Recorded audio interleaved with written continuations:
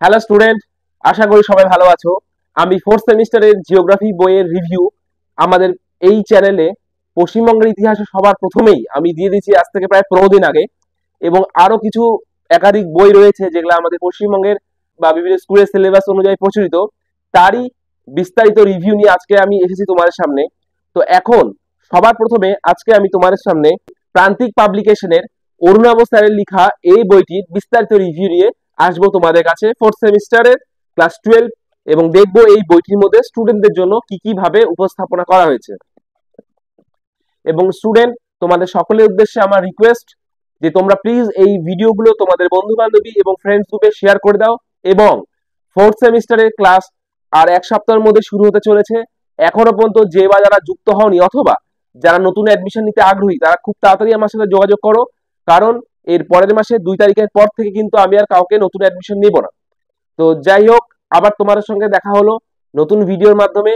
এবং আমরা প্রিভিয়াস ইয়ারগুলোতে বা সেমিস্টারগুলোতে যেইভাবে সমস্ত সিলেবাস বা টপিক কভার করেছি, এবারও আমাদের চেষ্টা থাকবে নির্দিষ্ট সময়ে সমস্ত টপিকগুলো ভালো করে কভার করা। এবং স্টুডেন্ট যারা আমার কাছে থার্ড সেমিস্টারে পড়তো তাদের পরীক্ষা খুবই ভালো হয়েছে। থার্ড সেমিস্টার এবং ফার্স্ট সেমিস্টার তাদের আমি পার্সোনাল সার্ভে থেকে বলছি খুব ভালো এক্সাম দিয়েছে। ম্যাক্সিমাম স্টুডেন্টের নাম্বার 25 থেকে 30, মানে যদি আমার কাছে 10 জন স্টুডেন্ট থাকে তার মধ্যে 6 জনের নাম্বারই 30-এর উপরে উঠবে বলে তারা দাবি করেছে। এখন দেখা যাক বাকিটা রেজাল্টের উপর নির্ভরশীল। এবং আদার্স যারা স্টুডেন্ট আছে যারা খুব অল্প পড়াশোনা করেছিল, আমার টেকনিক গুলো ফলো করেছে, তাদেরও নাম্বার প্রায় 25-এর বেশি উঠবে, এটা আমার বিশ্বাস। তাহলে যে বা যারা এখনো আমাদের সঙ্গে যুক্ত হওনি খুব তাড়াতাড়ি যুক্ত হয়ে যাও। তোমাদের ভালো নাম্বার করতে হলে আসতে হবে আমাদের জিওগ্রাফি জোন বা Sanjiban sir geography coaching.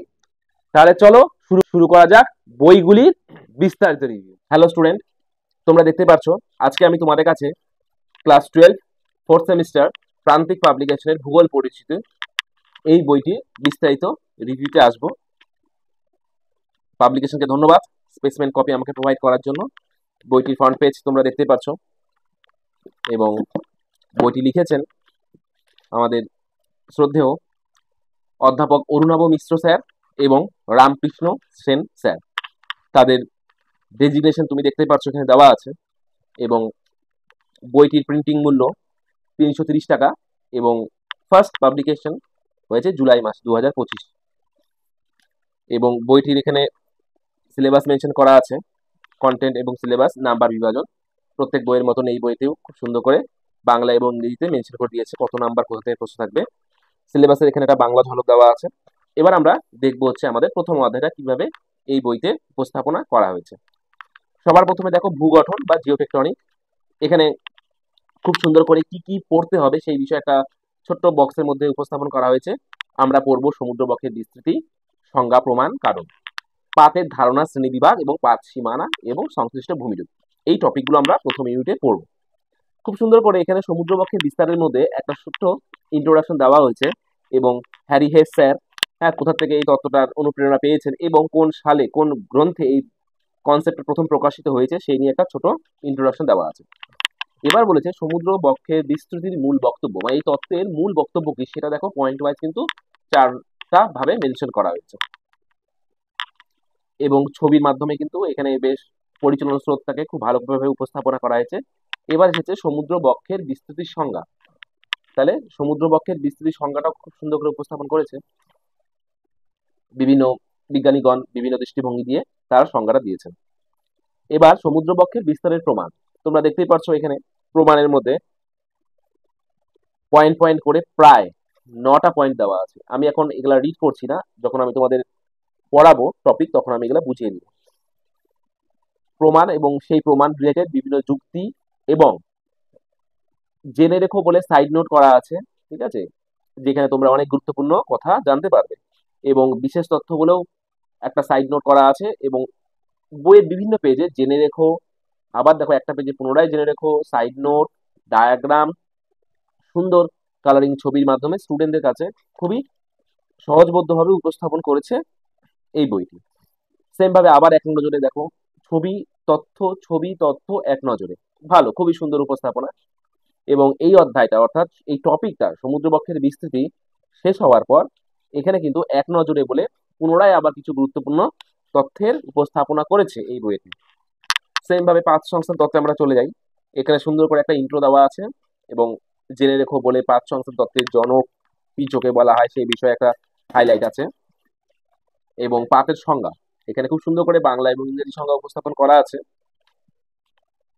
Same ভাবে বিশেষ তথ্য আবার প্রাসঙ্গিক আলোচনা, নতুন করে এক্সট্রা ইনফরমেশন দেওয়ার জন্য বেশ বিভিন্ন রকম ওয়ার্ড ইউজ করা হচ্ছে, জেনে রেখো, বিশেষ তথ্য, প্রাসঙ্গিক আলোচনা। সেম ভাবে পাতের শ্রেণী বিভাগ, এখানে বৃহৎ, মাঝারি এবং ছোট তিনটা ভাগে ভাগ করে সব পাতগুলোকে মেনশন করার চেষ্টা করেছে এই বইটিতে এবং এখানে একটা খুব সুন্দর ডায়াগ্রামের মাধ্যমে সেই প্লেট বাউন্ডারিগুলোকে উপস্থাপনা করা হয়েছে।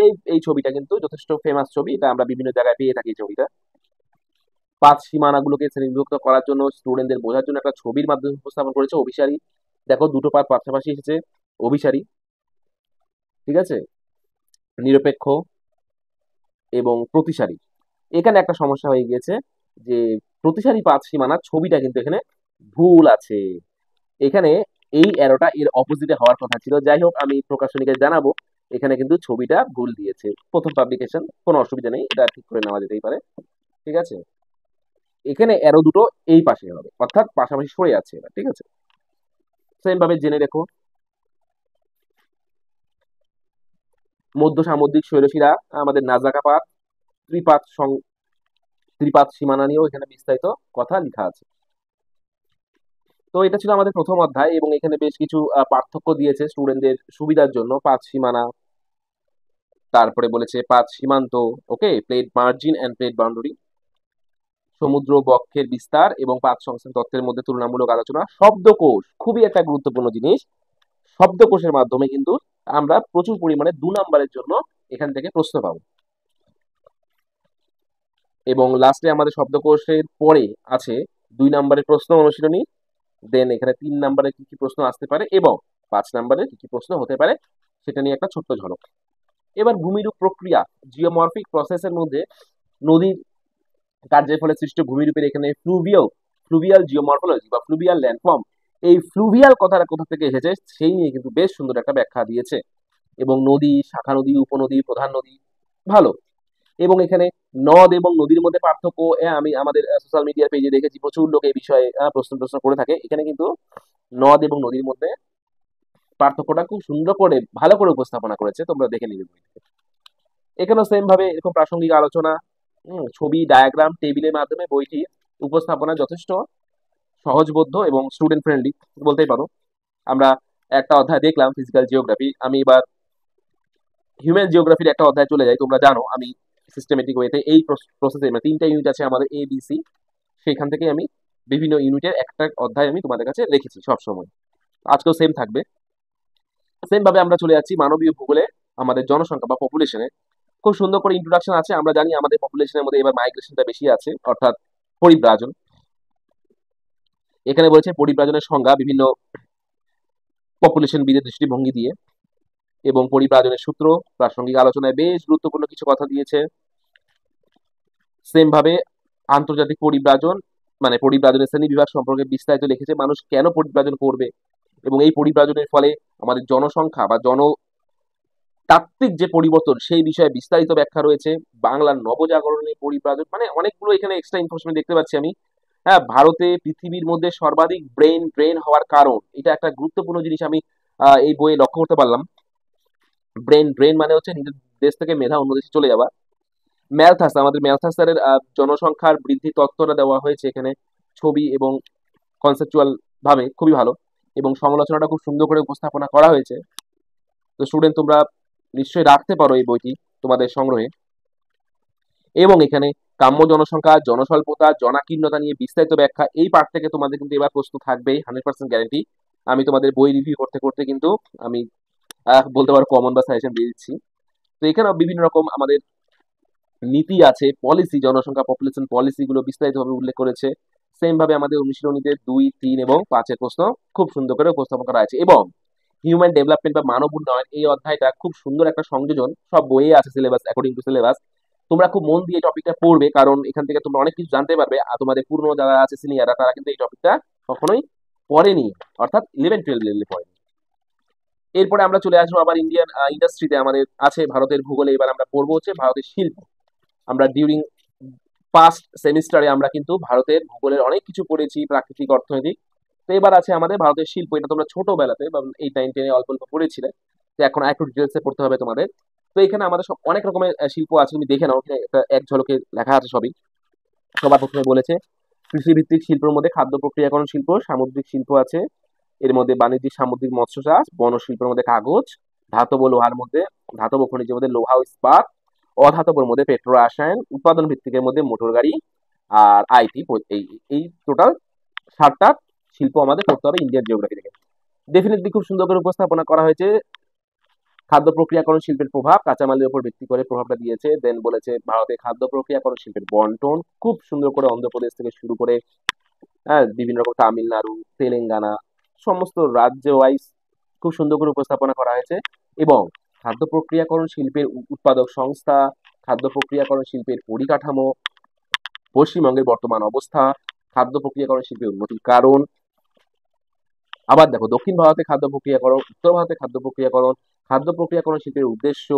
হ্যাঁ, অত্যাধিক নতুন একটা জিনিস, খাদ্য প্রক্রিয়াকরণ শিল্পে কৃত্রিম বুদ্ধিমত্তা বা এআই এর ব্যবহার। এখন এই এআই কনসেপ্টটা সব জায়গায়, হ্যাঁ, চলে এসেছে। যার ফলে এখানেও এই ব্যাপারটা এই বইয়ে, যেহেতু নতুন পাবলিকেশন, তোমাদের জন্য নতুন সিলেবাসে উপস্থাপনা করা হয়েছে, এখানেও এআই কনসেপ্টটা ঢুকিয়ে দিয়েছে। খুবই ভালো লাগলো, স্টুডেন্টদেরকে আপডেট করার একটা নতুন চেষ্টা প্রান্তিক পাবলিকেশনের, যথেষ্ট ভালো লাগলো। তো এইভাবেই সমস্ত টপিকের খুব সুন্দর ব্যাখ্যা দিয়েছে। এবং এই এআই এর যে কনসেপ্ট এখানে লিখেছে তারা, এটা যথেষ্ট নিত্য নতুন। আগে খুব কমই দেখেছি আমি বলতে পারবো ডিফারেন্স বইগুলো যখন আমি করেছিলাম রিভিউ, তোমরা জানো। তো এক কথায় বলতে গেলে বইটি তোমরা নিশ্চয়ই তোমাদের কালেকশনে রাখতে পারো। বইটি যথেষ্ট সহজ সরল ভাষা, এবং উপস্থাপনা খুবই সুন্দর, এবং লাস্টে একটা অনুশীলনী প্র্যাকটিস করা আছে, এবং একটা তোমাদের প্র্যাকটিস সেট দেওয়া আছে প্রশ্নের। তো প্রাসঙ্গিক আলোচনা বা এই রিভিউর মাধ্যমে আমি তোমাদের বলতে পারি, তোমরা বইটি স্টুডেন্ট রাখো নিজের সংগ্রহে, এবং তোমরা একবার দেখে নাও বইটি বইয়ের দোকানে গিয়ে উল্টে, দেন তোমরা নিজের সংগ্রহে রাখবে। এবং এটা বিশ্বাস আমার, এই বইটি রাখলে তোমরা কিন্তু ঠকবে না, বইটি যথেষ্ট ভালো, স্টুডেন্ট ফ্রেন্ডলি। তাহলে আজকে ছিল আমাদের প্রান্তিক পাবলিকেশনের এই বইটির রিভিউ। আমি এরকম করে তোমাদের সাথে আরো একাধিক বইয়ের রিভিউ নিয়ে আসবো আমাদের এই চ্যানেলে। তাহলে স্টুডেন্ট আজকে এখানে অফ করলাম, ভালো থেকো সবাই।